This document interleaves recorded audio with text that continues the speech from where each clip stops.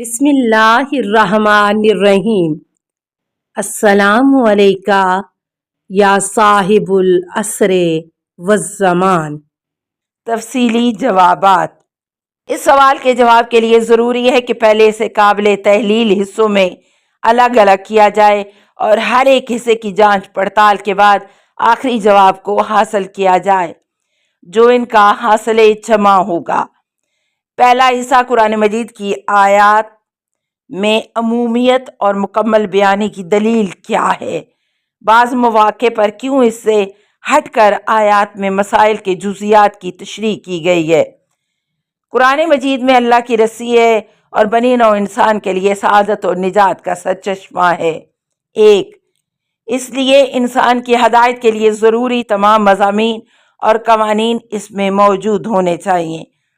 اب اگر قرار ہو کہ تمام مصادیق و جزیات خواہ زمانہ نزول سے متعلق ہوں یا مستقبل سے رونما ہونے والے امور سے متعلق ہوں، اس کتاب کے متن میں لکھے جائیں تو ضروری ہے کہ ہر مسلمان کی زندگی کے لمحات کے برابر ایک جامع کتاب نازل ہو۔ یقیناً اس قسم کی چیز ممکن اور عاقلانہ نہیں ہے۔ پس کیا کرنا چاہیے اور کون سے راستے کو اختیار کرنا چاہیے؟ خداوند متعال نے قرآن مجید کو ایک نجات دہندہ جامع نسخہ کے عنوان سے انسان کی ہدایت کے لیے بہترین صورت میں نازل فرمایا ہے۔ اس نے کلی قوانین کو واضح یا مثالوں، حکم اور اسلاف کی داستانوں اور رودادوں کی صورت میں ذکر کیا ہے تاکہ لوگ مصادیق کو معین کر کے انہیں آیات میں بیان کیے گئے کلیات سے ربط دیں اور صحیح راستے کو منتخب کر کے حیرت و پریشانی سے نجات پائیں۔ یہ وہی مطلب ہے جسے امام صادق علیہ السلام نے اپنے ایک صحابی سے مخاطب ہو کر فرمایا، ہماری ذمہ داری ہے کہ ایک عام اور وسیع اصول کو بیان کریں اور آپ لوگوں کی ذمہ داری ہے کہ اس سے فروع حاصل کریں۔ دو، لیکن اس سلسلے میں کبھی فروعات کو اصول کی طرف لوٹا دینا مشکل نظر آتا ہے یا اس سلسلے میں غفلت واقع ہوتی ہے۔ ایسے مواقع پر قانون ساز پر ضروری ہے کہ بعض جزیات کو بیان کر کے مخاطبین کو مصادیق کے معین کرنا سکھا دے۔ مثال کے طور پر خداوند متعال ایک آیت میں فرماتا ہے ناپاکیوں سے پرہیز کرو۔ تین، چونکہ شراب یا جوا اس زمانے کے عرف میں عادی۔ چار، مسائل شمار ہوتے تھے اور ان کے برے ہونے کا علم نہیں تھا۔ خداوند متعال نے دوسری آیت میں جو پہلی آیت کی مدتوں بعد نازل ہوئی بعض برائیوں کے مصادیق بیان کرتے ہوئے فرمایا ہے جوا، شراب وغیرہ ناپاکیاں ہیں۔ پانچ، لہٰذا بعض جزیات کو بیان کرنا نہ صرف کتاب کی کلیات کو کوئی ضرر نہیں پہنچاتا بلکہ حالات کو سمجھنے اور جدید مسائل کو قرآن مجید کے کلی قوانین سے مطابق کرنے کی صحیح روش کو پانے کے لیے مناسب موقع فراہم کرتا ہے اور انحرافات و غلط تعویلات پیدا ہونے کو روکتا ہے۔ اس لیے بعض اوقات قرآن مجید متعارف علمی کتابوں کے برخلاف ایک حقیقت اور قانون بیان کرتے وقت مصادیق کا ذکر نہیں کرتا، جزیات بیان کرتا ہے اور کلی قوانین پر اکتفا نہیں کرتا۔ دوسرا حصہ، گزشتہ اقوام کی داستانیں ذکر کرنے کی علت بیان کیجیے۔ آپ نے اس سے پہلے اشارہ کیا کہ بعض مواقع پر ضروری ہے کہ مسائل جزئی اور قابل لمس صورت میں ذکر کیے جائیں۔ اب سوال یہ ہے کہ یہ جزیات ضرورت کے پیش نظر داستانوں اور تاریخی موارد کی صورت میں کیوں بیان ہوئے ہیں؟ کیا یہ ممکن نہیں تھا کہ خداوند متعال واضح و متعین طور پر مصادیق کو بیان فرماتا؟ مد نظر رکھنا چاہیے کہ قرآن مجید ایک تاریخی کتاب نہیں ہے تاکہ تمام جزیات اور تاریخی واقعات کو درج کرے۔ یہ کتاب کچھ ایسی چیزیں بیان کرتی ہے جو انسان کی ہدایت قرآن کا اصلی مقصد کے لیے مفید ہوں۔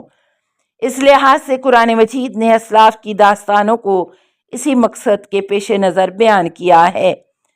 اسلاف کی داستانیں ہمارے سامنے واضح تر نظریات پیش کرتی ہیں اور ہمیں خطاؤں، انحرافات اور کامیابیوں سے آگاہ کرتی ہیں، اور یہ آگاہی ہماری ترقی اور بلندی کے لیے ایک پل کے مانند ہے تاکہ ہم اسلاف کے تلخ تجربوں کے تکرار نہ کریں۔ اس لیے دینی کتابوں میں گزشتہ ملتوں کی تاریخ پر نقطہ نظر اور ان کے اعمال پر غور کرنے کی تاکید کی گئی ہے۔ 6، یہاں پر مناسب ہے کہ قرآن مجید میں نقل کی گئی داستانوں کی لطافت و حکمت پر توجہ کرنے کے لیے ان کے چند نمونے پیش کریں۔ نمبر 1، جزئی داستانوں کو نقل کرنا اور مسائل کو تفصیلی طور پر بیان کرنا انتباہ کے لیے تھا، اور یہ قرآن کے موضوع کے نمونے ہیں، کیونکہ بعض موضوعات جو اس مصحف شریف میں آئے ہیں وہ دوسری کسی آسمانی کتاب میں نہیں پائے جاتے، اور یہ گزشتہ انبیاء کے بارے میں پیغمبر اکرم صلی اللہ علیہ وسلم کے الہی علم کی حکایت ہے، کیونکہ عام انسان پہلے سے ذہنی آمادگی اور مطالعے کے بغیر مخفی حقائق کا ادراک اور نقل کرنے کی قدرت نہیں رکھتے ہیں۔ نمبر 2، رسول اکرم صلی اللہ علیہ وسلم کے زمانے میں بہت سے غیر مسلمان خدا پرست یہودی اور عیسائی تھے۔ ان کے پیغمبروں کی داستانوں کو قرآن مجید کی آیات کی صورت میں نقل کرنا پیغمبر اکرم صلی اللہ علیہ وسلم کی تبلیغی رسالت کے سلسلے کا حصہ تھا، اور اس نے ان کے لیے بیداری کا موقع فراہم کیا۔ وہ لوگ پیغمبر اسلام صلی اللہ علیہ وسلم کے تفکر کو اپنے انبیاء کے تفکر کے نزدیک پا کر اور ان کی انبیاء کی تاریخ کے بارے میں حضرت صلی اللہ علیہ وسلم کی آگاہی کا مشاہدہ کر کے آپ صلی اللہ علیہ وسلم کی تصدیق کرتے تھے۔